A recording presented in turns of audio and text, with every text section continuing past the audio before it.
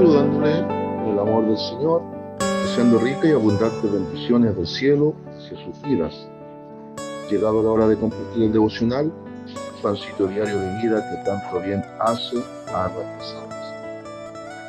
Corresponde iniciar nuestra sección de estudiar la Biblia en 3 partes. Cada tanto estudiamos una carta o un libro de la Biblia y lo dividimos en 3. Esta semana quiero presentar 3 milagros registrados en el libro de los Hechos de los Apóstoles. Quiero que veamos el registro de 3 milagros datados, documentados por Lucas en el libro de Hechos de los Apóstoles. Y no necesariamente van a ser milagros en un orden cronológico o correlativo a los capítulos de este maravilloso libro. Quizá usted ya pensó y dijo, el pastor va a hablar de la sanidad del cojo, ahí a la puerta, la hermosa. Mire, quiero que comencemos con un milagro muy especial, en donde Dios va a usar la vida del apóstol Pablo para resucitar a un joven. Dios va a usar la vida del apóstol Pablo para resucitar a un joven. Esto es bien interesante, dado que el apóstol Pablo era un hombre elocuente en su mensaje, de larga oratoria, y es llamativo que llega al punto que hay un joven que se duerme. Hay un joven que lo vence el sueño. Y eso es lo que vamos a ver el día de hoy. Vamos entonces al libro de los Hechos, capítulo 20, versículos 7 al 12. Libro de los Hechos, capítulo 20, versículos 7 al 12. La visita de despedida de Pablo en Troas. Ya estaban terminando los viajes misioneros de Pablo prácticamente. Voy a leer entonces en el nombre del Señor Jesucristo la poderosa palabra de nuestro Dios, que dice de la siguiente manera. El primer día de la semana, reunidos los discípulos para partir el pan, Pablo les enseñaba, habiendo de salir al día siguiente, y alargó el discurso hasta la medianoche. Y había muchas lámparas en el aposento alto donde estaban reunidos. Y un joven llamado Eutico estaba sentado en la ventana, rendido de un sueño profundo, por cuanto Pablo disertaba largamente. Vencido del sueño, cayó del tercer piso abajo y fue levantado muerto. Entonces descendió Pablo y se echó sobre él y abrazándole dijo: no os alarméis, pues está vivo. Después de haber subido y partido el pan y comido, habló largamente hasta el alba y así salió. Llevaron al joven vivo, fueron grandemente consolados. Amén. De todo el listado de milagros que presenta el libro de los Hechos, este milagro es muy llamativo dado el contexto en el cual ocurre. ¿Cuántas horas estuvo hablando de la palabra de Dios este hombre? El primer día, vale decir el domingo, estaban reunidos, como era la costumbre, para el partimiento del pan. Iban a tener la Santa Cena en el aposento alto. Y hasta la medianoche, más o menos a las 3 de la tarde se reunían por lo general, de ahí hasta las 12, hasta la medianoche, Pablo estuvo hablando, discurso. Pero después se amaneció hablando de la palabra.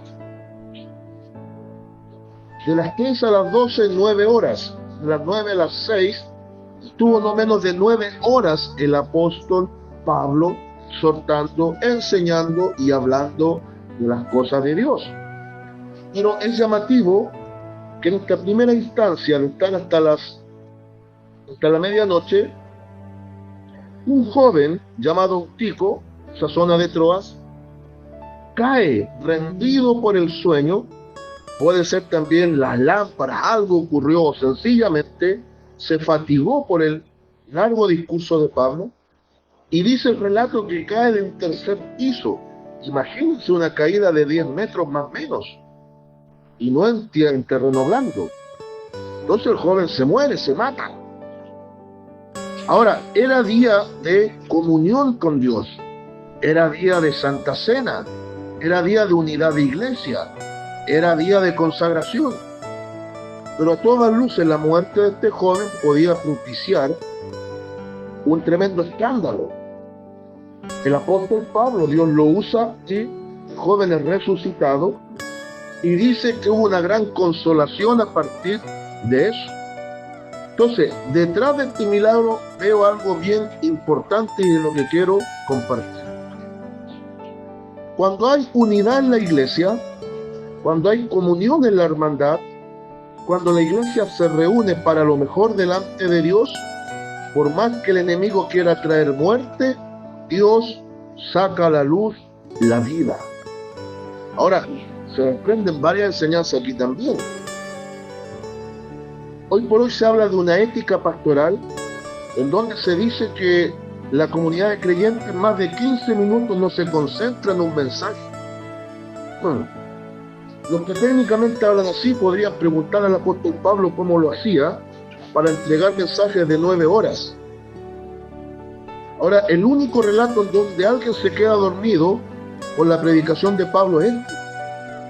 ¿Sería que era joven? ¿Sería que tenía alguna enfermedad? ¿Sería que también el mismo humo o los gases que desprendían las antorchas? Van a ser muchos factores.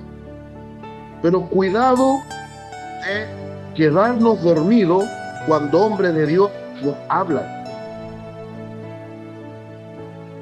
El milagro, por un lado, tiene que despertar fe.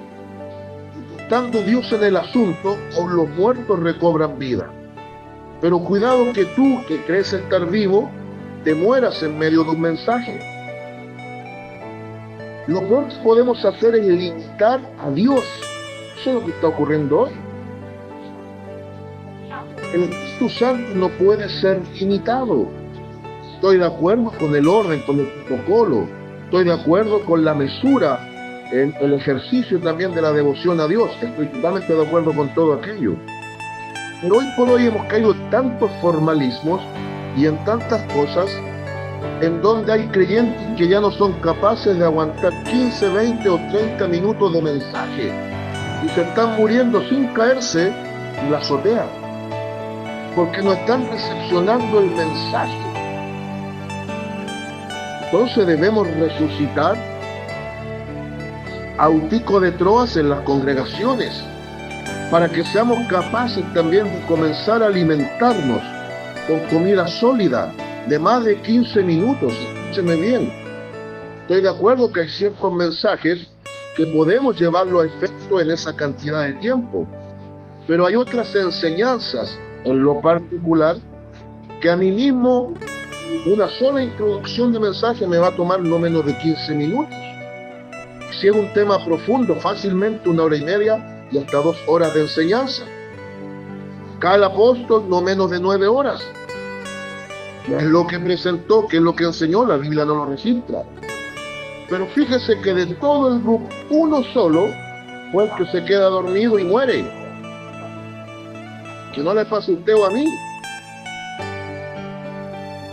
Ahora, tras esto Dios igual se glorifica. Porque este joven es resucitado. Y el pueblo es consolado. ¿Consolado en qué? En fe. Quiere decir que a lo mejor Dios está también permitió la muerte de este joven para glorificarse y el pueblo pudiese fortalecer su fe.